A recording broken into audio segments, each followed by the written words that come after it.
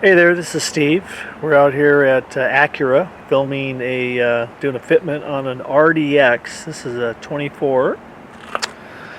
Unfortunately, on these vehicles, there are no factory fasteners. There's nothing to use underneath. There is a surface where we can drill a couple of pilot holes and then use a couple of 6.3 by 20s to secure the plate.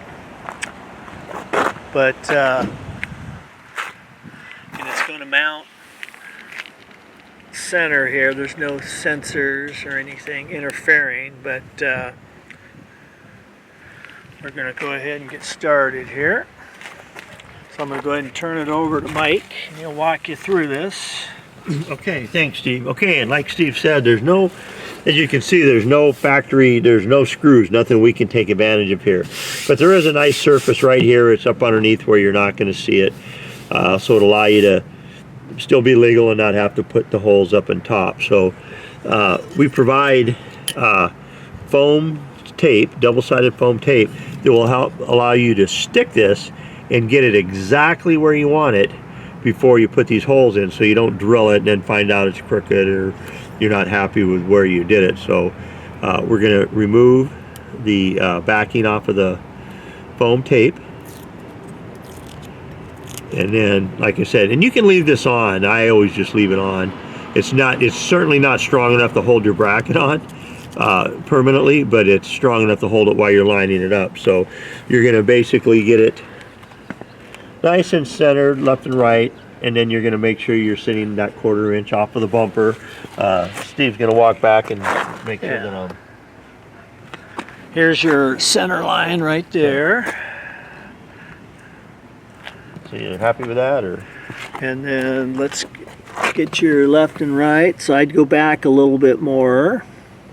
So we usually try to get about 1/4 inch off the bumper. So that's about an 1/8. So I'd go back a little bit more there, about right there. Okay. And but you can obviously, since you're drilling this, you can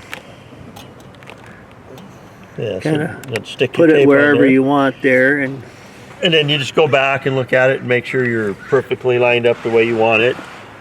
And once you're happy with it, then you drill your holes. Okay, so we're happy with the way we got everything lined up, so we can go ahead and get the front plate out of our way. So now this one, you've got plenty of ground clearance, so you could get probably a normal drill in there. We use an angled drill because we do a lot of stuff that's where it's really close quarters. So we go ahead and we drill. You're going to drill your 2 pilot holes. And then once your pilot holes are done, we're going to use a 6.3 by 20. So you're going to go ahead and use your 10mm socket. You're going to put your 6.3 by 20 in there, and then I'll go ahead and show you how to start and get those going. get your 10mm socket, and you're going to use 6.3 by 20 screws on this.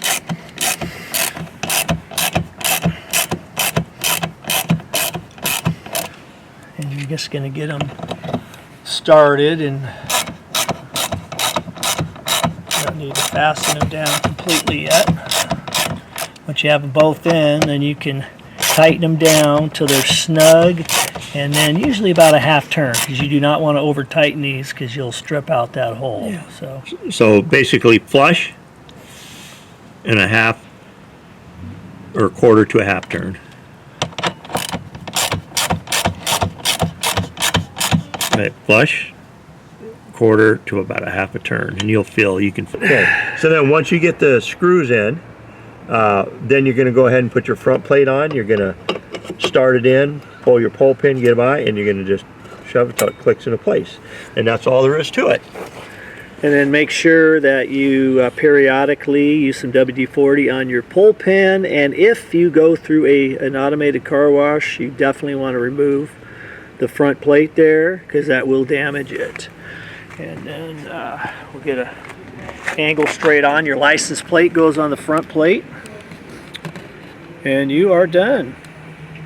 We're going to now show you how to mount the license plate to the front bracket. You're going to take your plate, take the screw, put it through the plate, then line it up on the bracket like so.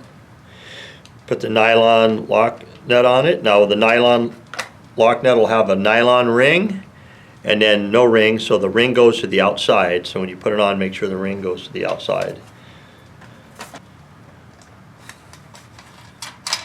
And then take your 10mm socket or wrench, if you have just a wrench, Phillips screwdriver, and just tighten them up.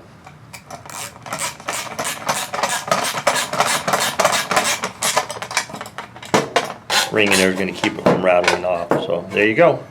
That's what it should look like when you're all done.